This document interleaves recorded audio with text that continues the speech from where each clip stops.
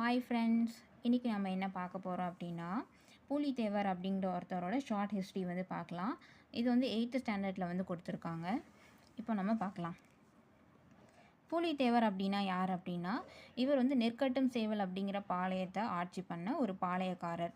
இது எங்கே இருக்குது அப்படின்னா, திருநெல்வேலி பக்கத்தில்.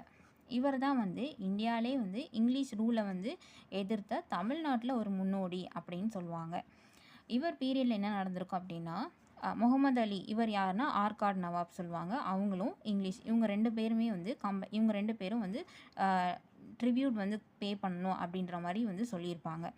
நீங்கள் வந்து எங்களுக்கு வந்து கப்பம் கட்டணும் அப்படின்ற மாதிரி.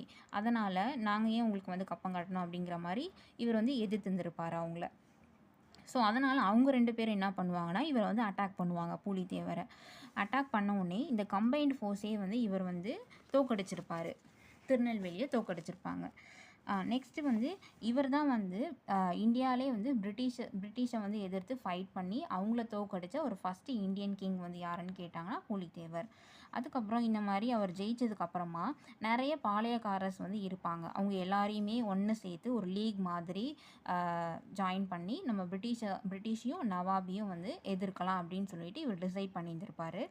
நெக்ஸ்ட்டு 1759 வந்து நெற்கட்டும் சேவலை வந்து அட்டாக் பண்ணிடுவாங்க.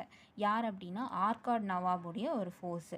யாருடைய தலைமையிலனா யூசுஃப் கான் தலைமையில் இது போய் அட்டாக் பண்ணிடும். நெற்கட்டும் சேவல் யாரோடையது? பூலித்தேவருடையது. அதை வந்து அட்டாக் பண்ணிடுவாங்க. அதுக்கப்புறம் பூலித்தேவரை வந்து தோக்கடிச்சிருவாங்க. அந்தநல்லூர் அப்படிங்கிற இடத்துல தோக்கடிச்சு இந்த ஆர்காட் நவாப் ஃபோர்ஸ் இருக்காங்கல்ல, அவங்க நெற்கட்டும் சேவல் அப்படிங்கிறத வந்து கேப்சர் பண்ணிடுவாங்க 1761. அதுக்கப்புறம் இவர் வந்து தலைமறைவாக வந்து இருந்திருப்பார். கொஞ்ச நாள் எஸ்கேப் ஆகி தலைமறைவாக இருந்திருப்பார். திரும்பியும் வந்து இந்த நெற்கட்டும் சேவலை வந்து கேப்சர் பண்ணிடுவார் 1764. அதுக்கப்புறமா இவரை வந்து யார் வந்து பூலித்தேவரை தோக்கடிச்சிருப்பாங்க அப்படின்னா, கேப்டன் கேம்பல் அப்படிங்கிற ஒருத்தர் தோக்கடிச்சிருப்பார் 1767. அப்புறம் இவர் வந்து எஸ்கேப் ஆகி இறந்துருவார். ஒரு இடத்துல போய் இறந்துருவார். ஆனால் அவருடைய எய்மை வந்து ஃபுல்ஃபில் பண்ணாமலே இவர் வந்து இறந்துருவார். இதுதான் வந்து பூலித்தேவரோட ஷார்ட் ஹிஸ்ட்ரியாக வந்து 8th ஸ்டாண்டர்டில் கொடுத்துருக்காங்க.